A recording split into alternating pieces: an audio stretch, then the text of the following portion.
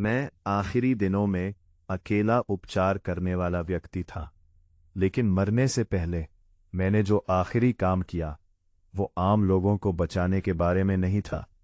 इसके बजाय उसने दुनिया पर सबसे क्रूर श्राप डाल दिया। मैंने अपनी जिंदगी की आखिरी बची हुई शक्ति भी खर्च कर दी। वो बेस का एस कैप्टन है। उसके दिल को चीर देने वाले घाव का इलाज करने के बाद मेरी जिंदगी भी खत्म हो गई। ज़ा शांग बाइफे, स्पेस का कमांडर, दुखी नहीं था। इसके बजाय वो खुश था कि मैं आखिरकार मर गया। ये एकमात्र अनियंत्रित हीलिंग संसाधन था। आखिरकार एक नियंत्रित लाश में बदल गया। लिन और भी उत्साहित था। मेरा शरीर अनमोल था। शायद इससे क्षमता का रहस्य निकाला जा सकता है, लेकिन उन्हें नहीं पता।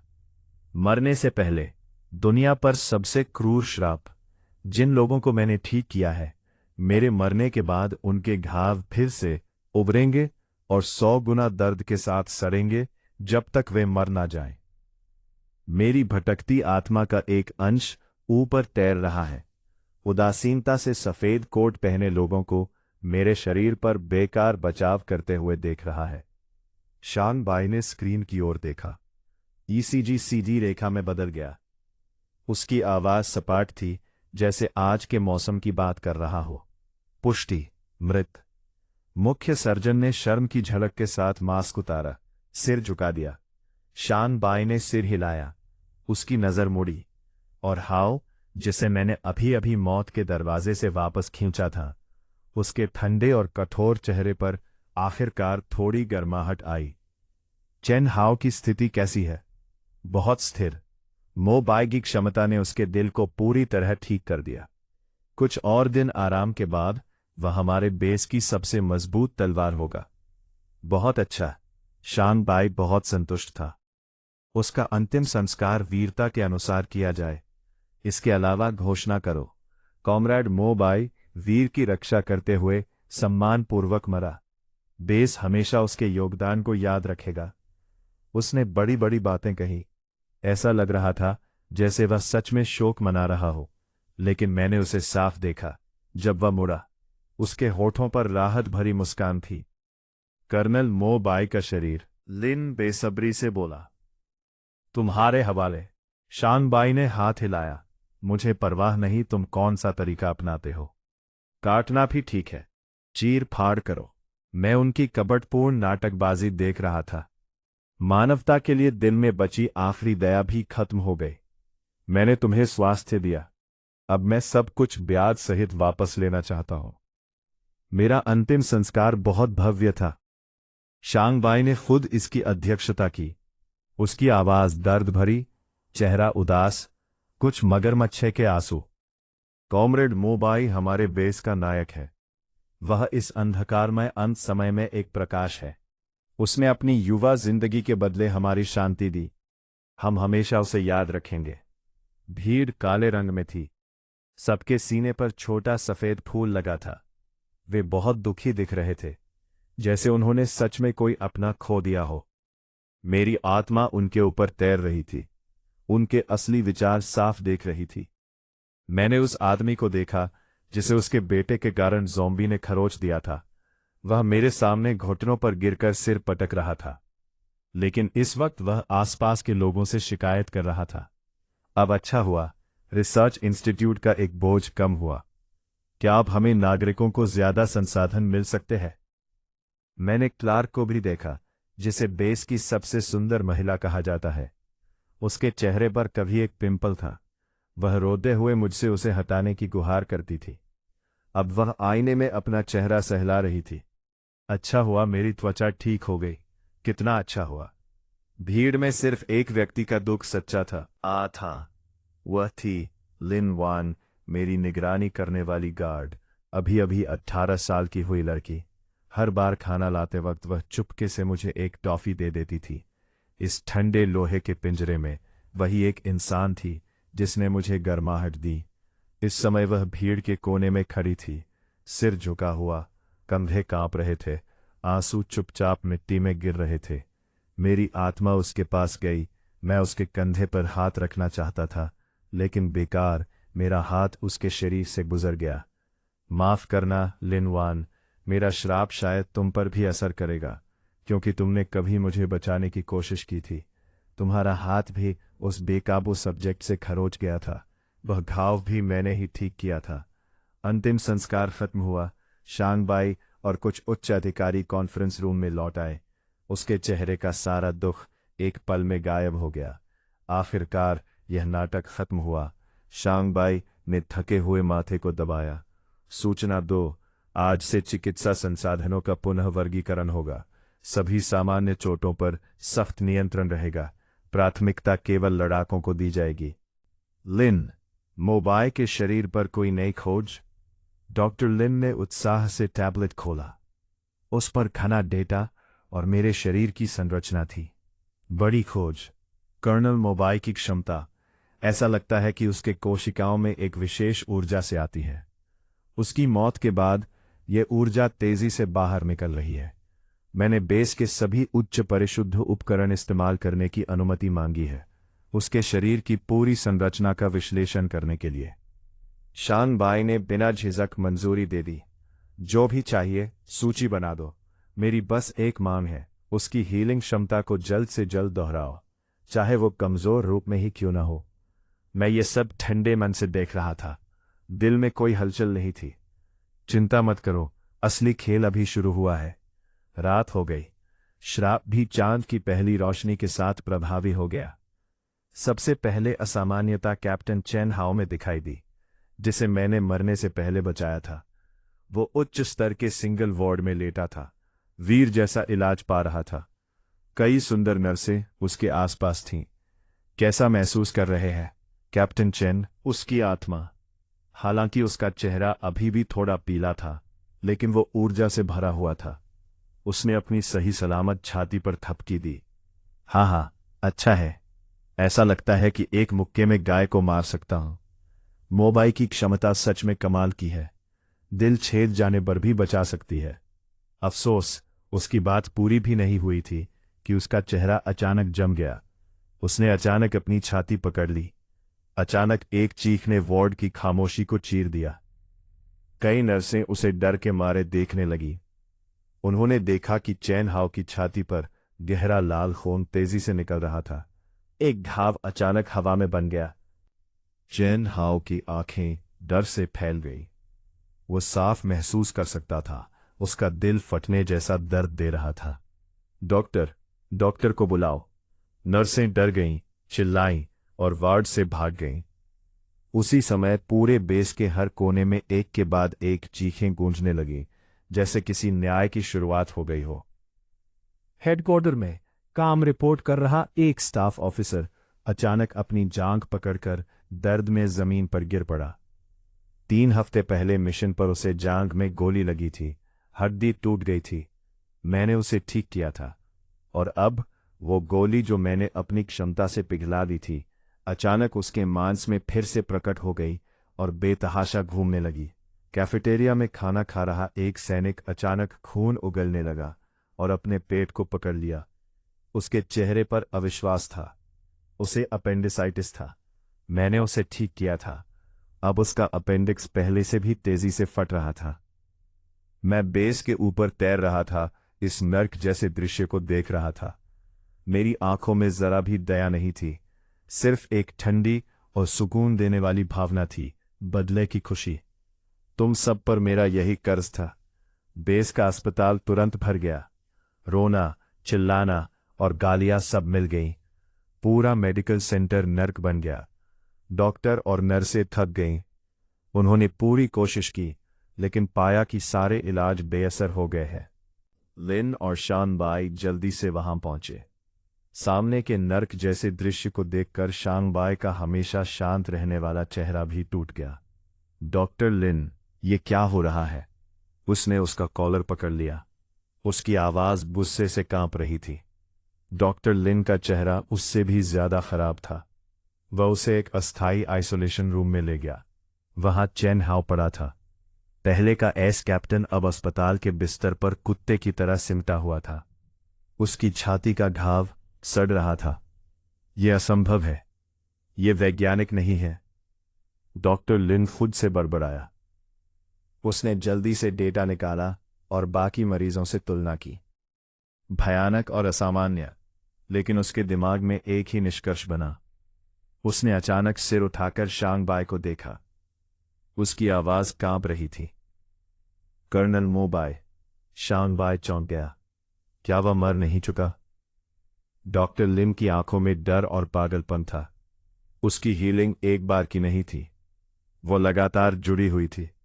वो अपनी जीवन शक्ति से उन घावों को बनाए रखता था। अब वह मर गया है तो वह कड़ी टूट गई है। सब कुछ अपनी पुरानी स्थिति में लौट आया है, बल्कि उससे भी बदतर। क्या कोई उपाय है? शांग बाई की आवाज में भी हल्का डर था। डॉक्टर लिन का चेहरा फीका पड़ गया। जब तक उसे वापस जिंदा ना किया जाए। भट! शांग बाई ने दीवार पर मुक्का मारा। इस टूल मैन से डरने की क्या बात है? चैन हाओ, उसने मेरे लिए इतनी बड़ी मुसीबत छोड़ दी। तुरंत खबर को दबाओ। शांग बाई ने आदेश दिया कि इसे एक म्यूटेंट वायरस का प्रकोप बताया जाए। वे सोच रहे थे कि सब दबा देंगे, लेकिन उन्हें नहीं पता था ये तो बस शुरुआत है। जब देश के 1/3 से ज्यादा लोगों में पुराने घाव वापस आने लगे तो डर बांध टूटने की तरह फैल गया। ये वायरस नहीं है, ये मो बाई की हीलिंग शक्ति का असर है। वह मर गया है, इसलिए हमारे घाव वापस आ गए हैं। शुरुआती डर के बाद लोगों का गुस्सा भड़क उठा। ये मो बाई इतना क्रूर क्यों है? मरते वक्त हमें क्यों घसीट लिया? अगर उसे पता था तो पहले क्यों नहीं बताया? उसने हमें ठीक करते समय ही धोखा दिया होगा। मैं संस्थान के ऊपर तैर रहा था, ये गालियां सुन रहा था। मुझे ये सब मजाक जैसा लगा। जब मैं जिंदा था, कौन मुझे भगवान की तरफ पूछता था? कौन मेरे सामने रोकर अपनी जान बचाने की भीख मांगता था? अब मैं मर गया हूं, उनकी जरूरत पूरी नहीं हो रही, तो तुरंत पलट गए। सारा दोष मुझ पर डाल दिया। गुस्साई भीड़ इकट्ठा हो गई। वे नारे लगाते हुए उस जगह पहुंचे जहां मैं रहता था।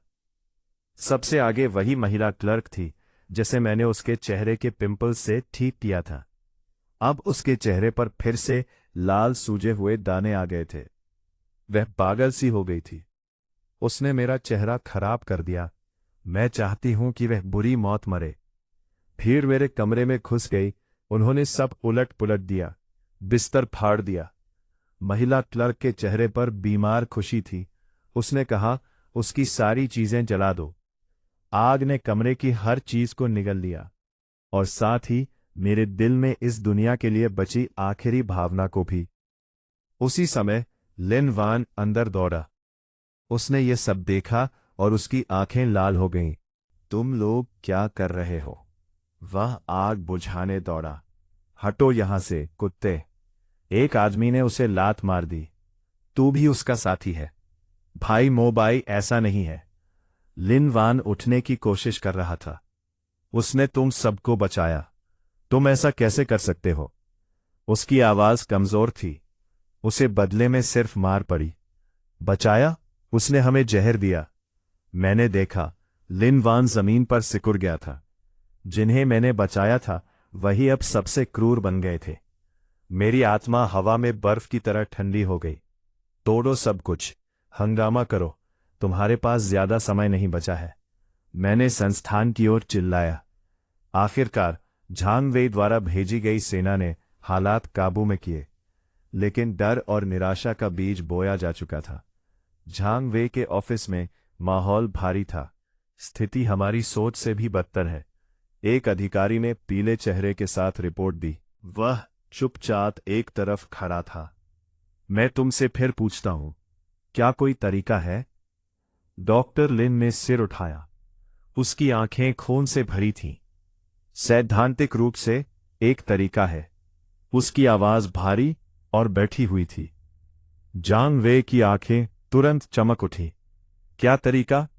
आत्मा को बुलाना। झांग वेई को लगा उसने गलत सुना। लिन ने दोहराया, आत्मा को बुलाना। उसके चेहरे पर वैज्ञानिक पागलपन और जुनून था। मोबाई की क्षमता उसकी आत्मा से बंधी है। उसकी मौत से वह कड़ी टूट गई। अगर हम उसकी आत्मा को वापस उसके शरीर में बुला लें, चाहे थोड़े समय के लिए ही क्यों न हो, तो शायद उस कड़ी को फिर से जोड़ा जा सकता है। अस्थायी रूप से सबके घाव स्थिर किए जा सकते हैं। उसने प्रोजेक्शन स्क्रीन चालू की। कुछ प्राचीन और डरावने चिन्ह और आकृतियां दिखाई दी। मैंने कुछ प्राचीन ग्रंथों और मोबाई की क्षमता की ऊर्जा के विश्लेषण को मिलाकर एक आत्मा वापसी अनुष्ठान तैयार किया है। हमें उसके शरीर को माध्यम बनाना होगा। कुछ विशेष सामग्री भी चाहिए, और वह व्यक्ति जो उससे सबसे ज्यादा जुड़ा हो, उसे माध्यम बनाना होगा। झांग वेई चुप रहा, लेकिन निराशा की स्थिति ने उसे इस आखिरी उम्मीद को पकड़ने पर मजबूर कर दिया। उसने मेज पर जोर से हाथ मारा। करो, तुरंत अनुष्ठान की तैयारी करो। और उस व्यक्ति के बारे में। उसकी नजर खिड़की के बाहर गई। खिड़की के बाहर बेस का अस्थायी बंदी कक्ष था। लिन वान अंदर बंद था। मैं सब देख रहा था। आत्मा बुलाना सच भी है और मजाक भी। मैं देखना चाहता हूं तुम लोग मेरी कब्र से क्या निकालते हो। अनुष्ठान का स्थान तय हुआ, वही प्रयोगशाला जहां मेरी क्षमता निकालने की कोशिश की जा रही थी। प्रयोगशाला के बीच में अजीब तरल पदार्थों के साथ एक बड़ा गहरा लाल जादुई घेरा बनाया गया। उसके केंद्र में एक ताबूत था। मेरा क्षत-विक्षत शरीर उसमें शांत पड़ा था। झांग वे बाहर खड़ा था, गंभीर चेहरे से सब देख रहा था। क्या व्यक्ति लाया गया? 2 सैनिक लिनवान को लाए। जब लिनवान ने मेरा शरीर देखा, उसकी आंखें लाल हो गई। तुम लोग भाई मोबाई के साथ क्या करने वाले हो? वह छटपटाया और चिल्लाया। वह मर चुका है लिनवान। ये पूरे बेस को बचाने के लिए है, झांग वेई ने दुख भरे स्वर में कहा। मोबाई की मौत ने सबको संकट में डाल दिया है। यही एक उपाय है। अगर यह सफल हुआ तो सब बच जाएंगे। फिर उसने ठंडे स्वर में आदेश दिया, इसे अंदर ले जाओ। अगर विरोध करे तो पैर तोड़ देना। कुछ देर बाद लिनवान को जादुई घेरे के किनारे एक धातु के स्टैंड से बांध दिया गया। उसकी कलाई काट दी गई। खून बूंद बूंद करके जादुई घेरे की रेखाओं पर गिरने लगा। शुरू करो, झांग वेई ने आदेश दिया। अगले ही पल गहरा लाल जादुई घेरा चमकने लगा। अदृश्य ऊर्जा पूरे लैब में फैलने लगी। मैं एक मजबूत खिंचाव महसूस कर सकता था, जो मेरी आत्मा को खींचने की कोशिश कर रहा था। लेकिन मैं शांत रहा। जादुई घेरा और तेज चमकने लगा। मशीनों के आंकड़े तेजी से बदलने लगे। फिर लिन की आंखें चमक रही थीं। वह ताबूत को घूर रहा था। लिन वान बंधा हुआ था। उसका चेहरा कागज की तरह सफेद था। वह धीरे धीरे बुदबुदाया, भाई मोबाई, वापस मत आना। इस नरक में मत लौटना। बेवकूफ लड़का, मैं कैसे लौट सकता हूं? न सिर्फ मैं नहीं लौटूंगा, बल्कि मैं उन्हें एक बड़ा तोहफा दूंगा। जब ऊर्जा अपने चरम पर पहुंची और खिंचाव इतना बढ़ गया कि जैसे स्थान ही फटने वाला हो, मैंने खुद अपनी आत्मा का एक अंश छोड़ दिया जो श्राप से जुड़ा था, ताकि वह जादुई घेरे में फंस जाए। आत्मा पकड़ ली गई। लिन उत्साह से कांप उठा। ऊर्जा बढ़ाओ, जल्दी उसे खींचो। झांग वे भी उत्साहित था, लेकिन उन्होंने ध्यान नहीं दिया। बाहर का आकाश पूरी तरह काला हो चुका था। घने बादल छा गए थे, जैसे स्याही फैल गई हो। उन्होंने यह भी नहीं देखा, जादुई घेरे से काला धुआं उठने लगा था। तभी बेस के बाहर एक जोरदार धमाका हुआ। एक तेज सायरन पूरे बेस में गूंज उठा। चेतावनी, पश्चिमी दीवार पर एक अज्ञात उच्च स्तर का म्यूटेंट हमला कर रहा है। झांग वे का चेहरा बदल गया। उसने कम्युनिकेटर छीन लिया। ये म्यूटेंट कहां से आया? स्काउट क्या कर रहे थे? दूसरी तरफ से डरी हुई आवाज आई, रिपोर्ट, यह एक लाशों की बाढ़ है और उसका नेता, हमने कभी ऐसा नहीं देखा। उसका आकार पहाड़ जैसा है। लाशों की बाढ़ शब्द सुनते ही सबके शरीर में ठंडक दौड़ गई। हर हाल में रोक कर रखो, झांग वे ने आदेश दिया। फिर उसने डॉक्टर लिन की ओर देखा। कितना समय लगेगा? लिन घबरा गया। बस होने वाला है। मोबाई का शरीर प्रतिक्रिया दे रहा है। सबकी नजरें ताबूत पर थीं। उन्होंने देखा, मेरे शरीर की उंगलियां हिली, फिर मेरी पलकें कांपी। ये सच में काम कर गया। सब खुशी से चिल्ला उठे। झांग वे ने राहत की सांस ली। उसके चेहरे पर टेढ़ी मुस्कान थी। बहुत अच्छा मोबाई, आखिरकार तू काम आ गया। सिर्फ लिन वान की आंखों में निराशा थी, और मैं ये सब ठंडे मन से देख रहा था। सबकी उम्मीद भरी नजरों के बीच मैंने धीरे धीरे अपनी आंखें खोली। अचानक मेरे गले से इंसान जैसी नहीं बल्कि पागल और हिंसक दहाड़ निकली। मेरे शरीर की हरकतें अजीब और टेढ़ी थीं। हड्डियों के टूटने जैसी आवाजें आने लगी। मेरी नजर सब पर घूमी। सफेद रोशनी से भर उसे गलत गरज, तनी हुई रस्सी पर डर, निरक्षरता एक सामाजिक उन्माद होनी चाहिए। डॉक्टर लिन के चेहरे पर अत्यधिक भय छा गया। ये मोबाई नहीं है। तुम क्या हो? उसने खांसा, एक अजीब मुस्कान दिखाई। अगले ही पल उसका शरीर तुरंत अपनी जगह से गायब हो गया। जब वह फिर दिखाई दिया, डॉक्टर लिन को गला दबाकर हवा में उठा लिया गया था। फिर उसने अपना मुंह खोला। राक्षस लालच से चूसने लगा। उसका शरीर नग्न आंखों से दिखने वाली गति से तेजी से बदल रहा था। उसे मारो, झांग वे सबसे पहले प्रतिक्रिया दी। कमर से बंदूक निकाली। प्रयोगशाला में राक्षस पर बेतहाशा गोली चलाई। गोली सटीकता से राक्षस के सिर और दिल पर लगी, लेकिन उसकी त्वचा पर कुछ चिंगारियों के अलावा कोई नुकसान नहीं हुआ। राक्षस ने डॉक्टर लिन को फेंक दिया। खून से सूखा डॉक्टर लिन ने सिर घुमाया। उसकी काली पुतलियां कांच के बाहर खड़े झांग वे पर टिक गईं। एक और झोंका गूंजा। उसने जोर से मुक्का मारा। 20 सेमी मोटे बुलेट प्रूफ कांच पर प्रहार किया। वो बुलेट प्रूफ कांच जो रॉकेट हमले सह सकता था, एक ही पल में टूट गया। फिर वो कदम दर कदम झांग वे की ओर बढ़ा, जो डर कर पीछे हट रहा था। उच्च अधिकारी उसे रोकने आए। गार्ड! झांग वे जोर से चिल्लाया। आवाज डर से भरी थी। कुछ वफादार गार्ड हाई एनर्जी बज राइफल लेकर दौड़े। राक्षस पर गोली चलाई, लेकिन राक्षस ने बस हाथ लहराया। अचानक उसके चारों ओर काली हवा की लहर फूट पड़ी। गार्ड चीखने तक का समय नहीं पा सके। उनके शरीर काली हवा में गलकर खत्म हो गए।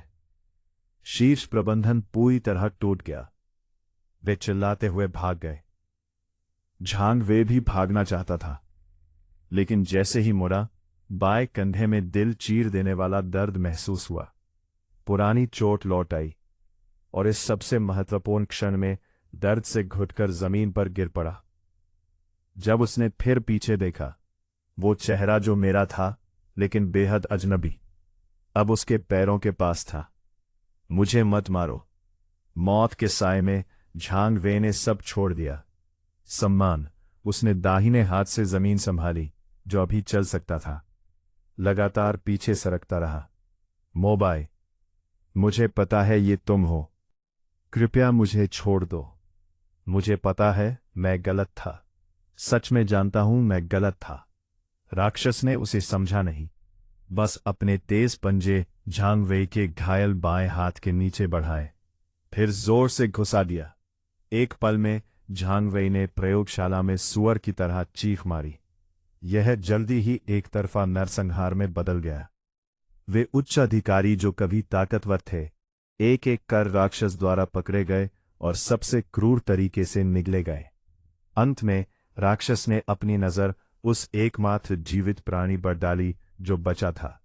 लिन वान शेल्फ से बंधा था, और उसने इस खूनी नरसंहार को अपनी आंखों से देखा, लेकिन उसके चेहरे पर डर नहीं था, सिर्फ राहत और दुख था। उसने आंखें बंद कर ली, मौत का इंतजार करते हुए। लेकिन राक्षस उसके पास आया, सिर तिरछा किया, कुछ सेकंड तक अपनी काली पुतलियों से उसे देखा, मानो लिन वान से उसे कुछ ऐसा महसूस हुआ जो उसे असहज कर रहा था, लेकिन फिर भी छूना चाहता था। वो गर्जा, मुड़ा और छलांग लगाकर बाहर के बड़े डाइनिंग टेबल की ओर दौड़ा। लिन वान ने हल्के से आंखें खोली, कुछ देर तक स्तब्ध रहा। मैं बच गया। सबके मरने के बाद मैं जो बलि बनने वाला था, बच गया। उसी समय मैं उसके सामने तैर रहा था, उसे ध्यान से देख रहा था। मेरा श्राप शायद उसे भी छोड़ गया। बाहर हत्याएं जारी रही। वो राक्षस जिसने मेरे शरीर पर कब्जा किया, अराजक बेस में घुस गया। उसने सिर्फ इंसानों को नहीं, उन निम्न स्तर के ज़ॉम्बीज़ को भी मारा। उसके सामने वे ऐसे थे जैसे ल्यूआन के सैनिक फाड़े जा रहे हों और निगले जा रहे हों। वो खा रहा था, विकसित हो रहा था और मजबूत होता जा रहा था। बेस के बचे हुए लोग लाशों के घोंसले और राक्षस के दोहरे हमलों के नीचे असली निराशा में गिर गए। वही था जो राक्षस बनकर वापस आया बदला लेने। वही था जिसने लाशों की बाढ़ लाई। प्रतिशोध। ये सब प्रतिशोध है। बचे हुए लोगों में से आखिर किसी ने पछतावे की चीख निकाली। मैंने कभी घमंडी कप्तान चैन हाओ को देखा।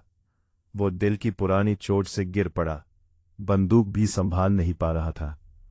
कुछ साधारण ज़ॉम्बीज़ ने उसे गिराकर जिंदा फाड़ दिया। मरने से पहले भी वो मोबाई से उसे बचाने की गुहार कर रहा था। मैं गलत था। मैंने ये भी देखा कि चेहरों के मुन्हासों के कारण जिसने मुझे ठुकराया था, वो महिला क्लर्क दर्द में जमीन पर लौट रही थी। अंत में लाशों के झुंड ने उसे ढक लिया। मेरे दिल में न खुशी थी न दुख, सिर्फ शून्यता थी। उसी समय लिन वान आजाद हुआ, उस भेड़िया जैसी प्रयोगशाला से रेंगकर बाहर निकला। वो उस बेस में चला जो नरक बन चुका था। आखिरकार वो चौक के केंद्र में पहुंचा। वहां कभी मेरे लिए एक वीर स्मारक बना था। उस पर जियांग वेई की लिखावट में लिखा था, दुनिया का सबसे पाखंडी उद्धारकर्ता। लिन वान ने उन शब्दों को देखा, धीरे से हंसा। हंसते हंसते आंसू बहने लगे। मुझे माफ करना भाई मोबाई, हम इसके लायक नहीं हैं। उसने अपनी बाहों में एक विकृत कैंडी महसूस की, धीरे से टूटी हुई शिला पर रख दी, जैसे एक लंबे समय से रुका हुआ बलिदान पूरा कर रहा हो। उसी क्षण पीछे भारी कदमों की आवाज आई। वो राक्षस जिसने मेरे शरीर पर कभी कभी आजी था, पता नहीं कब उसके पीछे आ गया और उसका आकार पहले से ज्यादा विशाल हो चुका था। लिन वान धीरे से मुड़ा, शांत नजरों से उसे देखा। उसकी आंखों में अंतहीन दुख था। मोबाई प्रिय, उसने धीरे से कहा, क्या तुम्हें शांति मिली? राक्षस एक पल के लिए ठिठका। उसकी अराजक आंखों में इंसानियत की एक झलक चमकी, फिर तुरंत अंतहीन हिंसा और भूख ने जगह ले ली। खोला और लिन वान की ओर झपटा। लिन वान ने आंखें बंद कर ली। होठों पर राहत की मुस्कान थी, लेकिन अपेक्षित दर्द नहीं आया।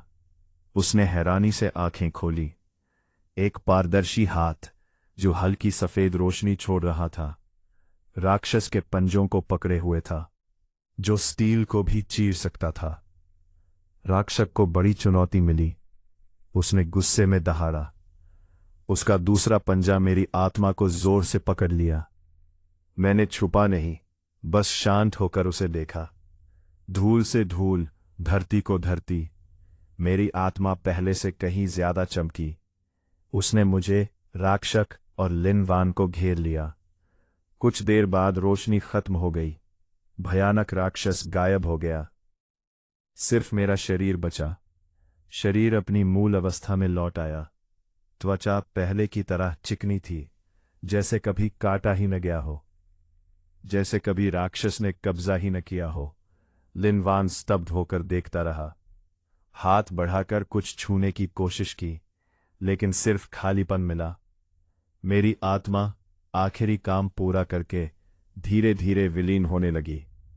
पूरी चेतना अंधेरे में डूब गई। मैंने आखिरी बार इस दुखों से भरी दुनिया को देखा। मैंने देखा लिन वान मेरे शरीर को कठिनाई से उठाकर बेस के बाहर ले जा रहा था। मैंने देखा बेस की दीवारें और टूट रही थीं, और अधिक ज़ॉम्बीज़ अंदर घुस रहे थे, जो कभी मेरी बुराई करते थे, जो मेरी मौत पर खुश होते थे, जिन्होंने खुद को खाई में धकेला। वे उन्हीं ज़ॉम्बीज़ द्वारा टुकड़े टुकड़े किए जा रहे थे जिन्हें वे तुच्छ समझते थे। कारण और परिणाम का चक्र, प्रतिशोध कभी गलत नहीं होता। मेरे दिल में अब कोई हलचल नहीं थी। एक नीली धुएं की लकीर उस शरीर से उठी और पूरी तरह आकाश और पृथ्वी के बीच विलीन हो गई। मेरा नाम मोबाई है। मैं मो परिवार का एकमात्र उपचार शक्ति वाला व्यक्ति था। मैंने बहुत लोगों को बचाया। उन्होंने ही मुझे अपने हाथों से दफना दिया।